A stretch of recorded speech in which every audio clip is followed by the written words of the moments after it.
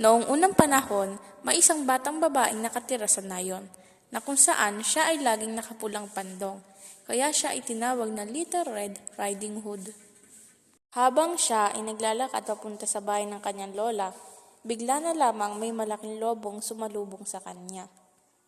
La la la la la. Sandali lang bata, bakit ka nagmamadali? Kasi po pupunta ako sa lola ko, Ginoong Lobo.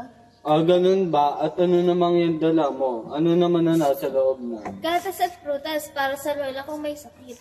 Napakabait mo namang bata ka. Alagaan mo mabuti ang iyong lola. Saan ba siya nakatira? Doon po, malapit sa lumang simbahan. Kung ako sa iyo, pagdadalan ko siya ng madaming bulaklak na babango. Oo nga no, tama. Magandang idea yan. Natutuwa sa akin si Lolo at bibigyan niya ako maraming tsokolate. Sandali, damihan mo at aalis na ako. Mamimitas muna ako ng bulaklak dito. Salamat, Ginoong Lobo. Paalam. Napakasarap ng hapunan na ito at nagugutom na ako. Alam ko na. Pupunta ako sa bahay ng kanyang lola. Kakainin ko yung matanda. Susunod ko ang batang ito. Habang namimitas si Little Red Riding Hood ng bulaklak, dali-daling tumungo ang lobo sa bahay ng kanyang lola. Nakarating siya sa bahay at kumatok sa pinto. Dugdug, tao po. Sandali lang, sino yan? Baka ang apo ko na to. Dumating si Little Red Riding Hood sa bahay ng kanyang lola at nakaindi siya ng lobo dahil di niya nahalata na ang lobo ay nagpanggap bilang lola niya. Dahil sa kabusugan, ang lobo ay nakatulog at agad humilik. Isang mangangahoy ang nakarinig ng hilik mula sa labas ng bahay.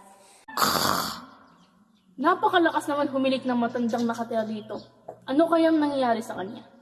Pumasok sa loob ng bahay ang mangangahoy at nagulat nang makita niya ang lobong natutulog. Nakita na rin kita, masamang lobo. Ang tagal ko nang hinihintay ang pagkakataong ito. Napansin niya na gumagalaw ang tiyan ng lobo, kaya gumawa siya ng paraan para mailigtas ang nasa loob nito.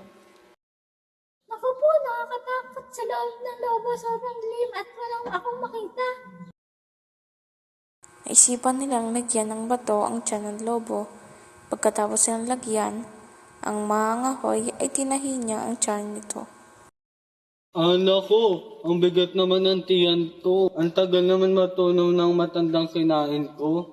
Tulong, tulong, tulong. Tulungan niyo ako.